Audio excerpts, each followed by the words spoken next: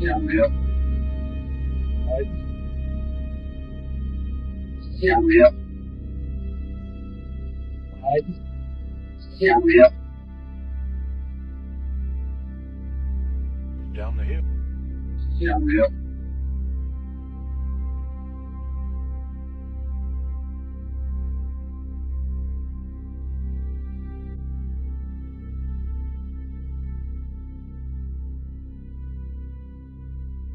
That turned out a disaster like this.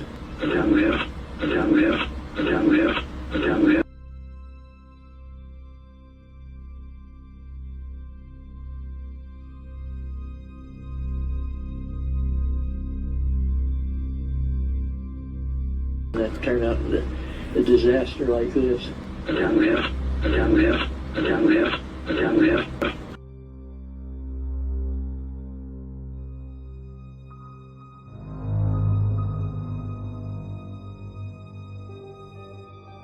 That turned out a disaster like this.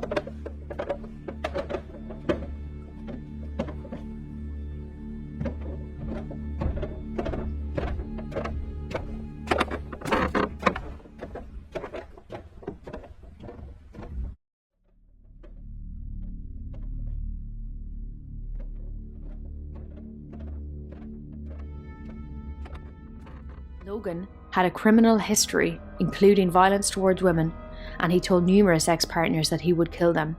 An ex-partner of his stated that he always carried a gun with him everywhere in his fanny pack. Bridge Guy appears to be wearing a fanny pack. She also stated that when she first seen the photos of Bridge Guy, she presumed police were looking for Logan because she thought it was Logan. She did not realise that the photo was the photo of the suspect. In total, 15 tips, both anonymous and from known people in the community, reported that they thought Logan was in fact Bridge Guy. Police were granted a search warrant to search Logan's home. The warrant states that Logan's physical makeup is consistent with Bridge Guy and that his voice is not inconsistent with the audio. Logan owns numerous guns and weapons. Initially, Logan had given an alibi for the times of the murders. He claimed he had an alibi, buying tropical fish 20 miles away. I was not home during the time that all this was happening. I was in Lafayette. Yeah. And I didn't get home till approximately 6:30 in the evening, and then the neighbor stopped to ask for permission to look back here for the girl. However, it was later discovered that the alibi Logan gave was false. meaning he lied about his whereabouts during the specific time that the murders took place. He was intentionally trying to mislead detectives. Logan asked his cousin to lie on his behalf and claimed that he had taken him to the aquarium at the time period of the murders. He asked his relative to be his false alibi before the bodies of the girls were discovered. Logan claimed he asked his cousin to lie as he had broken his probation. He was not meant to be driving his Jeep. However, Logan had been driving his Jeep earlier that morning and did not ask his cousin to be a false alibi for that time period. The time period he needed an alibi for was very specific to the times of the murders. The search warrant also states, a call placed using Logan's cell phone produced cell tower data that shows Logan's cell phone appears to be in or around his property on February 13th at 2:09 p.m. Although his exact location cannot be confirmed, the tower data shows that Logan's cell phone was in the Delphi area in the area of the Monon High Bridge Trail. An analysis of his cell phone data revealed a text message sent from his phone at 7:56 p.m. on February 13th, 2017. Remember, at this time, it's presumed the girls were now murdered, but their bodies had not been found. Further analysis of his cell phone data indicates that Logan's phone was likely outside of his residence and in the proximity of where Libby and Abby's bodies were located. Logan also received a text message later that night at 10:16 p.m. The data from this message indicates that Logan's phone was likely outside of his residence and again in the proximity of where Libby and Abby's bodies were located. The search warrant was executed in mid-March and Logan was placed on house arrest. This raised many questions, but his willingness to purposefully obstruct police investigation by creating a false alibi and lying about his whereabouts, including the location of his cell phone data, seems highly suspicious. It should also be stated that there is a link between Logan and Libby's dad. Libby's dad was arrested years earlier on drug charges and agreed to act as an informant. Libby's dad gave the police names, and one of these names was linked to Ron Logan.